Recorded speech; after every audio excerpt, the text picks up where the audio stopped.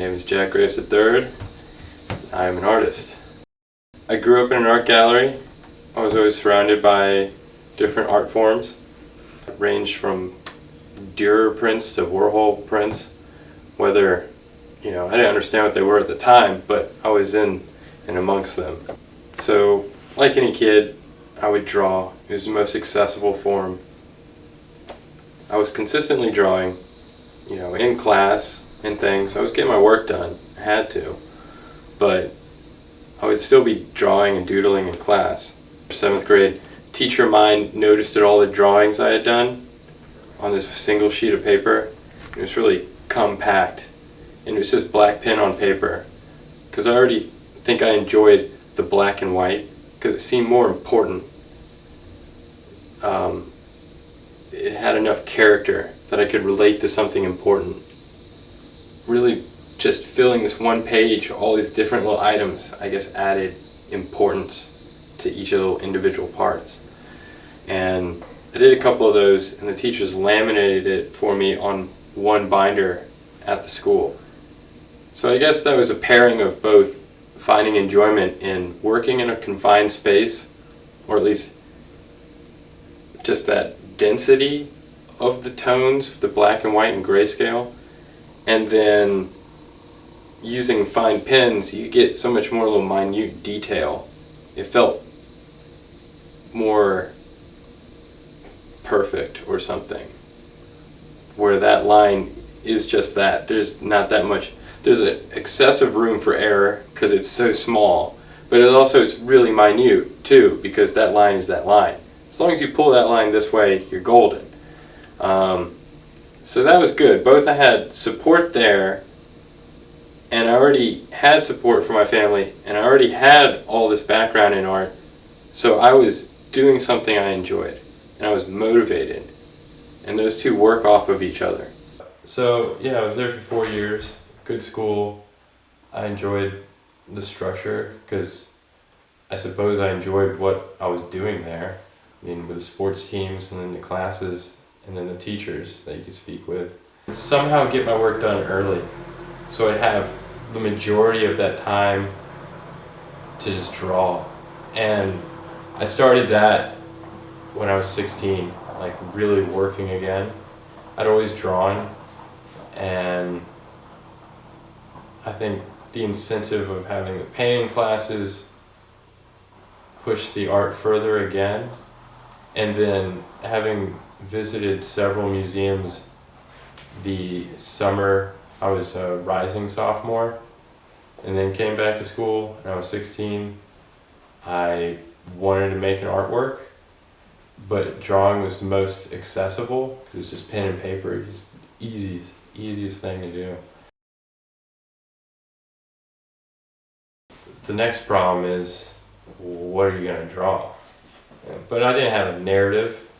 I was 16, I didn't have any terrible traumatic events to spur any ideas on, and I wasn't in love with just drawing like landscapes, and I wasn't going to draw, action figures or something. So I went with design, because design, there's no wrong way. As long as it's tight and complex and disciplined and changing, then I figured you're going in the right path. I came across this pen that was the most minute, fine point I'd ever found. And it was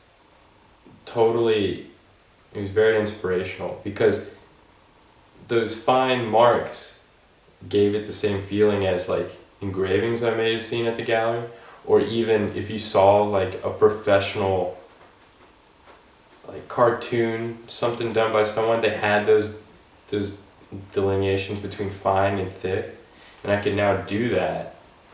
I had that ability, so that just made it so much more fun, and it was just building pieces essentially.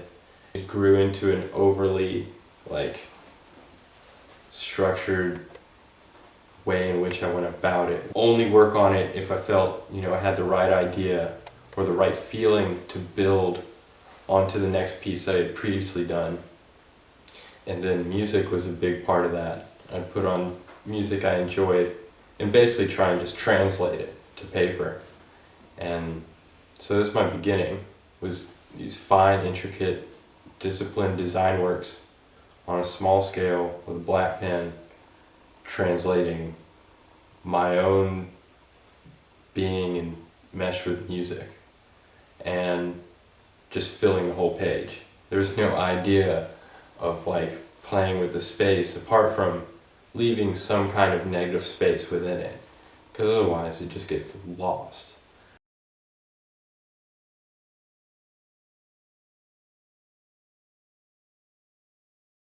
I was able to really start painting there. You had the choice of an elective, and art was one of them. And I was fortunate enough because I got all the other mandatory things out of the way within the first trimesters. So I was able to do art all 4 years. It's what my teacher did, who's a professional artist, but he taught there as well, Rick Koch. He'd just tell us, go find something you like an image, and duplicate it. And then so, well, you have the incentive. I mean, I want to make this image, and then it's right there before you, and you have all the colors and brushes and canvas provided. Well, one, you have to draw it out, so you have to get all that scale correct and everything, all the different parts of the canvas, and then you have to learn how to make the colors. And it's really just up to you to do it as best as possible. So that was a great way for me to start really learning. Painting wasn't my forte yet. It was something I was just getting into. I enjoyed it, but I saw it more as a medium for color. All my works, pretty much, that I did at Blue Ridge were copies of Impressionist works. I copied Matisse because it just stood out to me. One painting that I copied was Matisse's Red Room, and I enjoyed it because it was so just there. He didn't fiddle around necessarily with any shading or anything, and the whole image is essentially flat except for understanding the fact that this window has trees outside of it. It's just structure. Like his color placement and then the lines of everything were so well thought out. I noticed in that painting that everything was within bounds of like understanding, I guess. You realize this is a realistic space, but he's done it in this way.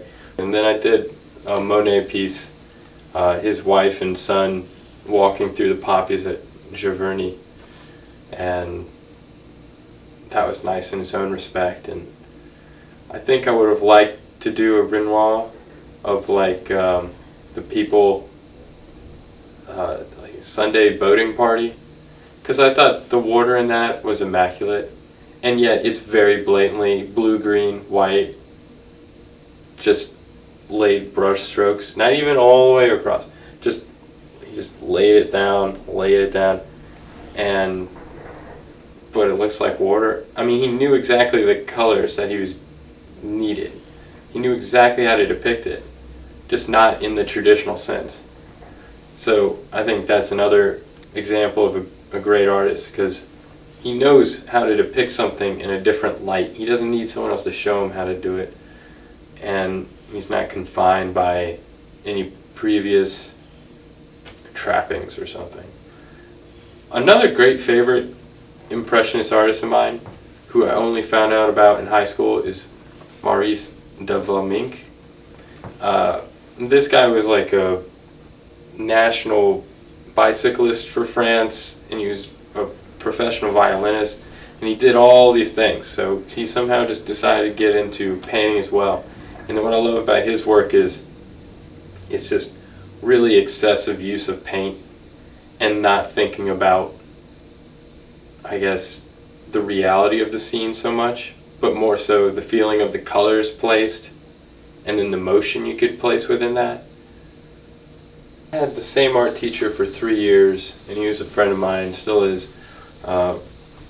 He's an artist, Rick Koch, and he enjoyed the fact that he knew I was taking it seriously. He allowed me just to do my own painting. He said, pick a canvas and just do what you want to do. I wanted to do something with a palette knife and paint, so that wouldn't take that long, but I still wanted to do an impressionist piece, not just play with paint all over the place. It was still going to be understandable, or at least reputable in the end. It really allowed me to work on it and produce work. And then his work, what my teacher did, he would water down the paint and just let it move over the canvas, or just kind of leave impressions. Basically just play with the colors, and he'd get these forms on there. He'd just work in his process, but there's nothing real coming out of it. But later he'd see the real in it, and then he'd go in and clean up those edges, and then bring a reality of literal items into that abstract space.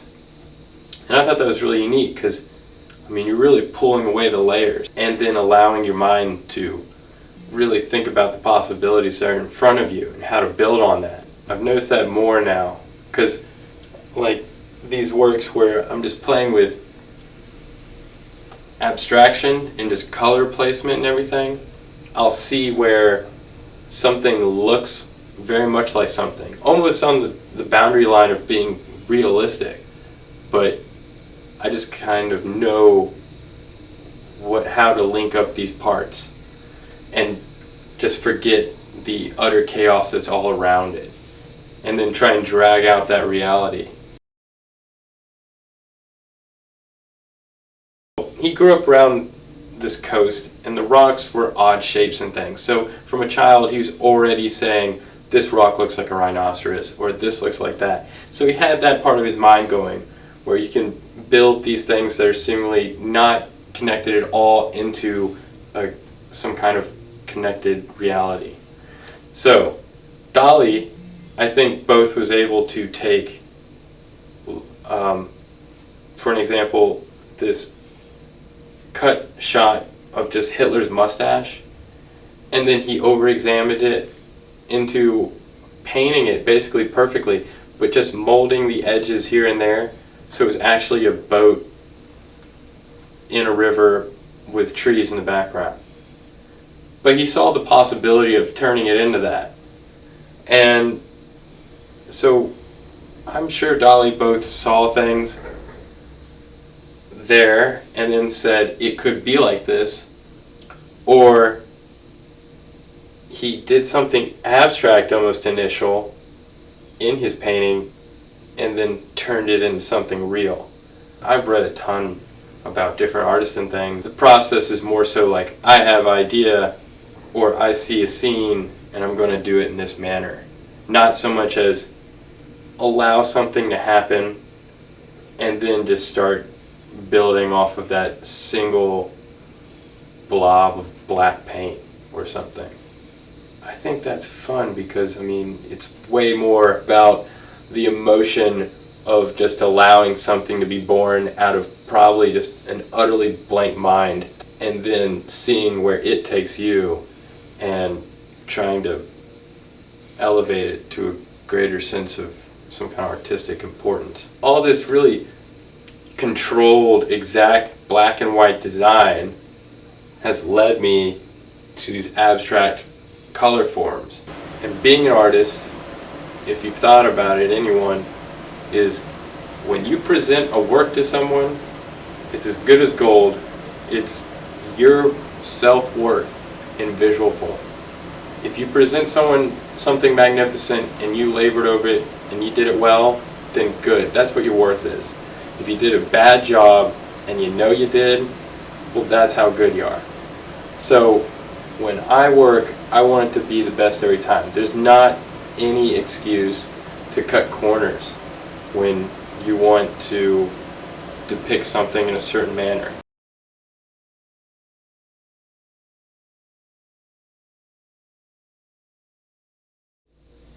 After high school, and I pretty much decided I was going to keep pursuing art, so I wanted to do something different, and I thought about going to school in England. So my first year of college, I went to Newcastle University in northeastern England, and I had art classes, and then I had to put in a couple, just electives to go along with it, but I was going to get an art degree from Newcastle, and it's only 3 years. I had mostly life drawing classes, I went to them. I had to. It was class. I remember there was one assignment just to draw your own hand, and I'd forgotten about it. And before having to go to class, I just stared at one hand while I drew with my right hand, and then knocked that out before the class. And apparently he was fine. He was good enough. I just kept doing my own work. Looking back, I don't remember anything that great that I made. I had one large sheet that I just rolled out on my desk and had it there my entire duration of being in England, and I just worked on just building out from the center of that piece.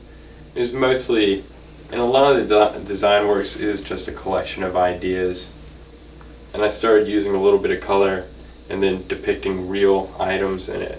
I met some good people, but I didn't mesh with anyone very well. It is a different culture, even though I've been there a bunch of times. It was just different. The weather was terrible, as they always tell you, but I think I was so distracted with going to school. It'd been better if I had just gone that year to travel.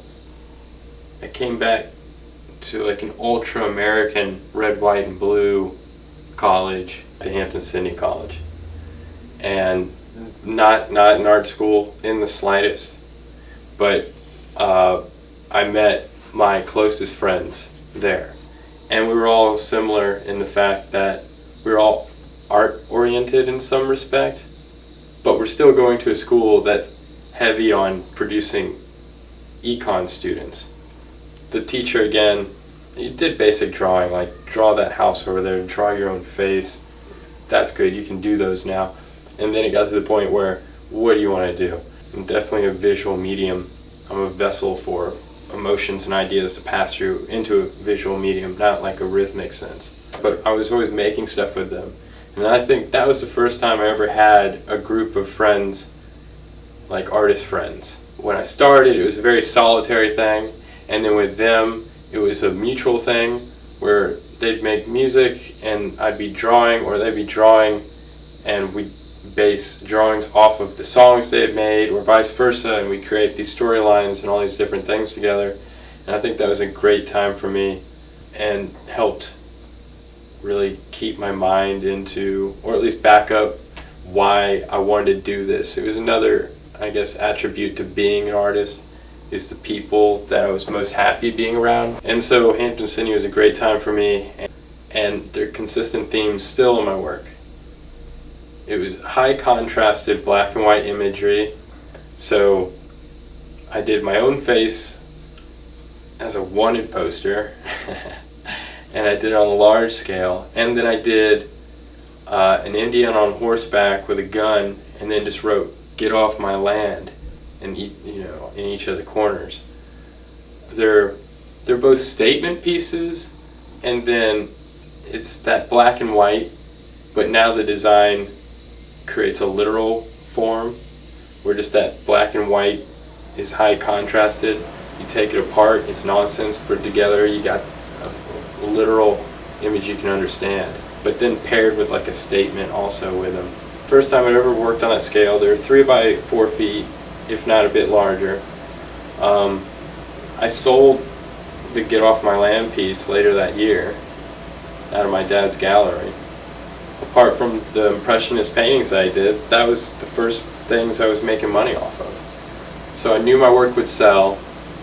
I was very comfortable with what I was doing, and I knew I wanted to be an artist. I didn't feel comfortable calling myself an artist into my first year of professionally pursuing it. I'd never state that. I'd just be like, here's my work. This is what I do. This is what I'm working on.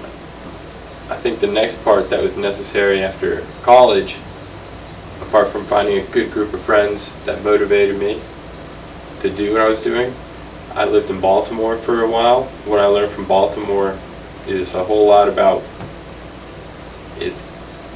Being poor sucks. Not eating sucks. You want to make money. It doesn't matter how well something is. If you can't sell it, or if you don't push it enough to go sell it, well then it's not going to sell. So I learned a lot from living in that city for a while about the business side, and then also picking up the pace of making a work, because it doesn't do any good to spend unstructured time, I suppose, on a work that you know is going to take a long time. You gotta treat it like a business. No longer in my pieces was I waiting for the moon to be just right, or I got the right music set or something and the desk is facing northeast by a little bit. Like, I never took those things into literal consideration, but it was there. You know, I couldn't be working on anything unless it was just right, otherwise I'd do something wrong. You can work in any condition, you just have to focus. So that's something I learned, is just to make the work, get it out there, get it done, move on to the next one. Hopefully not turn into a factory process or anything, but also understand time is limited, and it doesn't help you at all if the amount of time that you're basically wasting on a piece by not really gung-hoing it, you're never going to recoup the amount of money. I mean, it's just not going to happen. It's like, how long did it take you? 20 months. You're never going to get 20 months worth of pay for something. I had prints, and I just, word of mouth, I made posters that I hung up around Baltimore. I went to museums in the area. They have this outsider art museum or visionary art museum. I went there, dropped off information with them. I tried to tell as many people as possible. I sold a little bit. I hung work at different coffee shops or restaurants or different things. At the end of the day, I probably sold a few prints, designed a tattoo. I came back after that and I learned a lot. Came back to the country in Somerset and just hunkered down there, and really I turned it into a consistent job, really. As far as really promoting work and getting it out there, people want big. And they want paint. That's what you got to be doing. You pretty much want to get to the mass and get it out there. And I'm happy with these drawings, but I had this process. I'd have about 8 to 12 drawings at once, and I'd just work from one to the other. And you develop an idea from one, and you move it to another one, and you figure that would be kind of neat here, expand on that, and then you start narrowing down certain common themes in the different works and breaking them up into series. Though I'm yet to get that much into one series, except for the total design works, because there's so many of those. Because you just get one idea and it just spins off to another completely different idea. Now that these are little snapshots of my mind that I've brought down and made, it's like I know how much further and bigger I can make something. And that's what I just want to get to. So, put on a suit, which I don't mind. Boarding school, 4 years, suit and tie, great. Made a binder of different works. I had business cards and everything. And I just went to different businesses that I thought were, private or family owned, because I'd rather do work for them than some chain, because they'd probably allow me to do the better job, because they wouldn't be telling me exactly what they wanted in exactly what way. I went in there. I had never done something so large. I pointed at this wall. I told her, "Hi, I'm an artist. I'm new to the area. I just wanted to show you some of my work, give you a card, and see if you're interested in having me do a mural inside or out. I noticed this wall here. It's blank. Maybe it'd be nice to have something on there." And she seemed very busy at the time, but she was affable enough. And anyhow, a couple of days later, I got an email from her, and she wanted to discuss it further. So I went in and talked to her and hashed out the idea of doing a portrait of one of the employees baking, basically. And then once again, the design comes in with doing like an Art Nouveau and Art Deco kind of mix border work just around her. So it would be like a Muka piece, something from the turn of the century, one of those advertisements for, like a Jules Chéry poster. It was the first time I'd ever done a person realistically with true flesh tones. So I'd never done it before, but I told her I could do it, and I knew I could do it, because I started working first Sunday of January and finished it April 2nd. But I was there on Sundays, I remember, and they let me borrow the key, and no one in there, and then taking a break after hours, and then looking at it and being like, it doesn't look like much got done.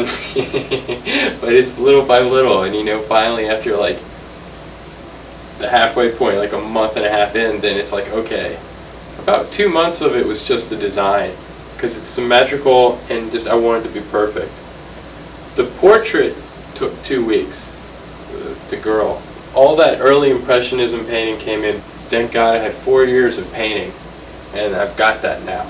The portrait took 2 weeks, and then the last amount of time, I guess 2 more weeks, was doing all the background behind her of the stove and the trays with all the items on it.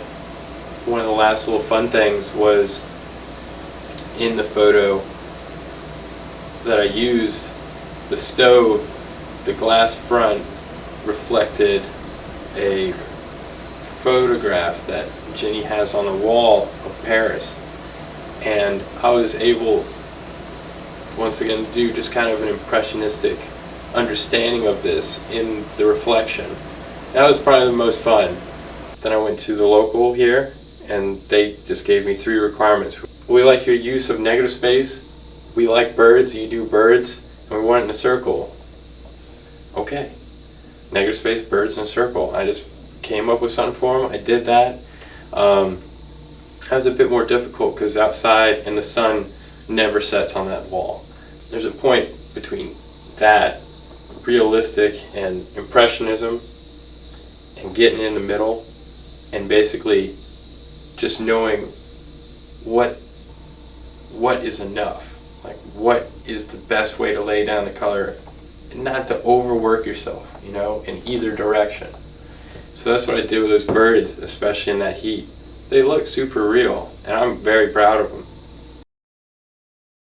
I'm currently working on a mural for a friend of mine, and going back to the high contrasted black and white images of realistic items, but once again, it's done in that fashion. It's like a minimalized poster of the turn of the century, but now more so today, especially being black and white, less grandiose design and everything.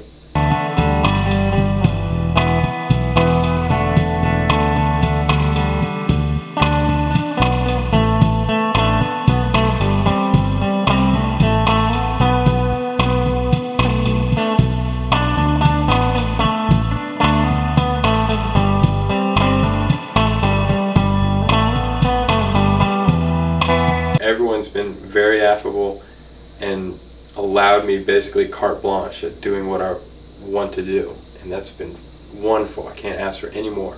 It's still a very insular thing being an artist, at least for myself. There's not that much traveling, there's not that much being able to just goof around. I make my living off my work, and I'm supporting myself off of that. Couldn't be happier.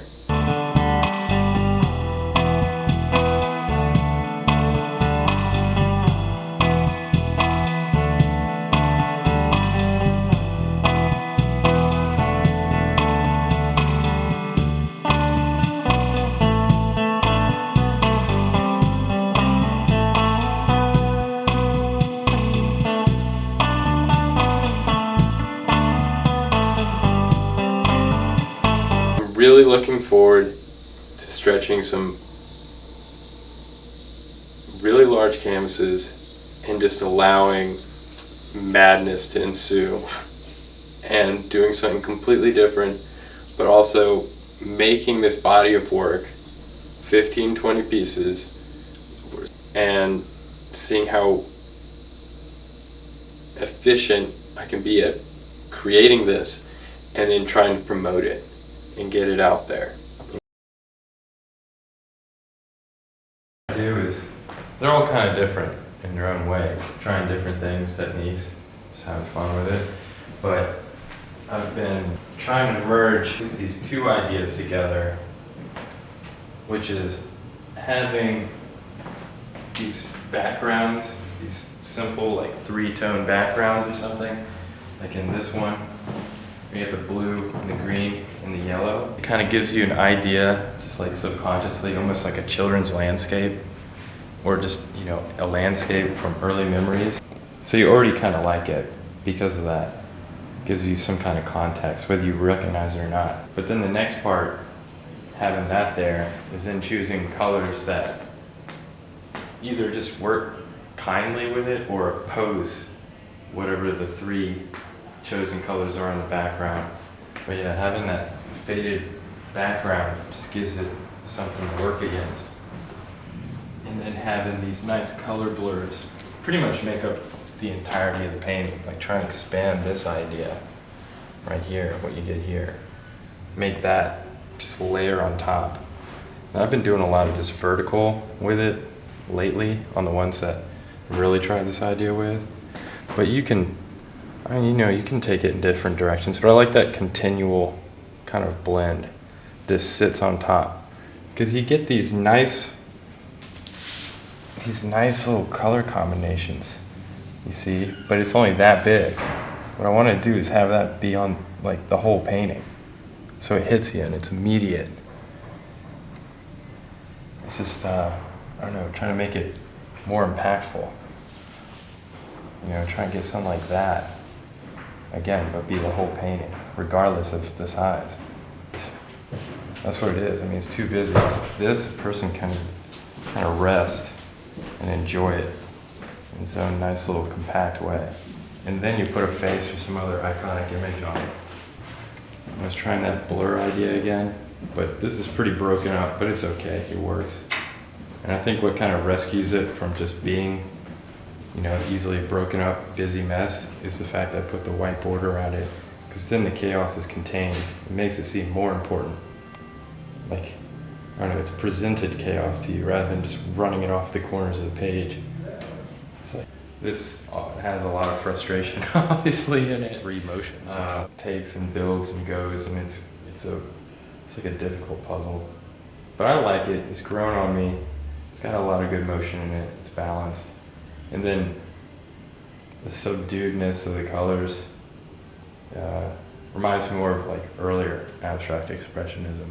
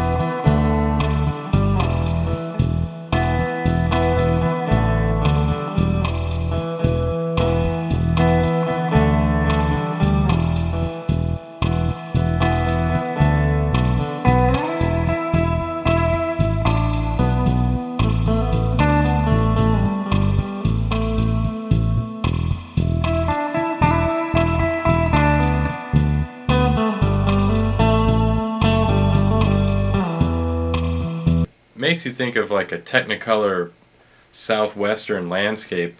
It wasn't quite what I wanted, and so I continued to work on those colors and pull out the more vibrant bits and interesting parts. Then you keep adding to it, and this painting 5 by 4 feet hung in my studio for probably 4 more months, and I continued to add extra paint I had from different canvases onto it, see where I'd let it fit. I was working it kind of like a constructivist Hans Hofmann piece, and after a while it became a finished abstract work in itself, and I loved it for that, but I wanted to do something more with it. I wanted to get to the eclecticism idea I'd been wanting to do for years now.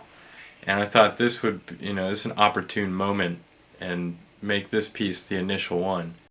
I placed probably one of the strongest female icons on it just to get started. Put Marilyn Monroe's portrait in the upper center, so everything would work around it.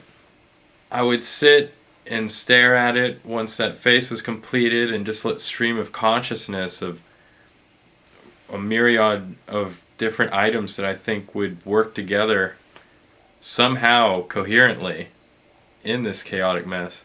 So after looking at it enough, with Marilyn now on there, I added a tiger at the bottom, just a fierce tiger. And I loved how all the different colors came through from what was originally on the canvas with the stencil-like tiger on top of it. I like symbols, I like designs, and I came across an Assyrian alphabet, and I just chose 3 symbols I thought looked well with one another and placed those at the bottom. So now we have a conversation between these 3 things somehow working together. I mean, with this language you can't understand, it seems like an advertisement. Maryland, and then you have this roaring tiger. So there's a powerful force there. Looking at that, I suppose my subconscious was, how can we make it more delicate in a way, but still strong and powerful? I added a lily in the top left, and I wanted to continue with the flowers, but make them larger than any flower actually is in real life, because then it's more important. And then next to it, I set a pink rose. The lily is nice and open and black and white, and kind of mimics the tiger with its black and white. And then a pink rose is just a nice, big, controlled splash of color in itself. Probably stared at it for like a week after that, with plenty going on, trying to think what to do next. I wanted to put just the back end of a Lamborghini, and I like the way it's set, because here's the back end of this Lamborghini and everything that you think with that, and it's fast, and yet it could be parked here, but it's moving outward towards the left, which drags you out towards the direction you've already entered to view the painting. And then the tiger's kind of forcing you that way as well. But then all the design in the background is like a waterfall just rushing in from the top left, pouring into the center and out through the bottom, and still that background of the 3 horizontal bars keep you moving towards the right. So do the flowers that run over top of Marilyn's head. So structurally, I was really happy with it. Just having black and white with the color, the Lamborghini, I kept black and white, and it really stood out. And it doesn't combat, but it balances out all the color that's going on at once. That took a couple weeks because there's a lot of angular bits and deft shading with the gray. I loved it once it's done. I was thinking about putting in a exotic like toucan or parakeet or parrot or something in the top right, but then I thought it'd be too much. There's too much going on. It wouldn't be art anymore. It would just be like a collection of stuff that doesn't make any sense. And you lose a lot of the background, which is a force in it. Finally, I just ended with looking at everything in there and seeing it all has some power and beauty and kind of a luxury about it. Back to symbols, I took a contemporary symbol. I put the Coco Chanel symbol just above the Lamborghini, and I did it in gold leaf. And the gold couldn't be any better because it's there and it's seen and it's understood, but it's still sedated. It's a quiet importance over there. After that was placed, it was done.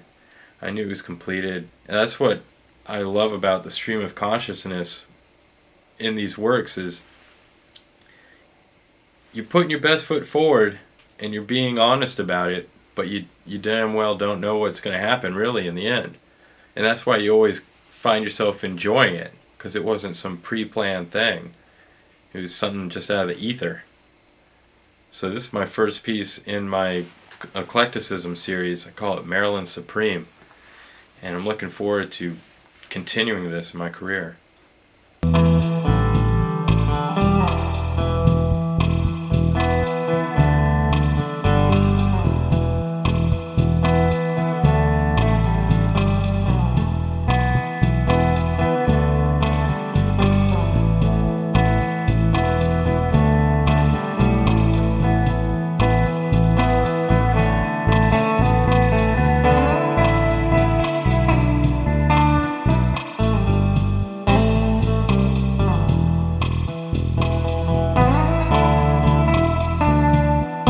So art, I've recognized it as like, this is my way out. This is, no matter what any situation, right? I could have the best situation in the world, but still art is my way out. And I don't know what that means about life or anything, but this is the way I'm going to drive through it. It'll get me to where I want to go.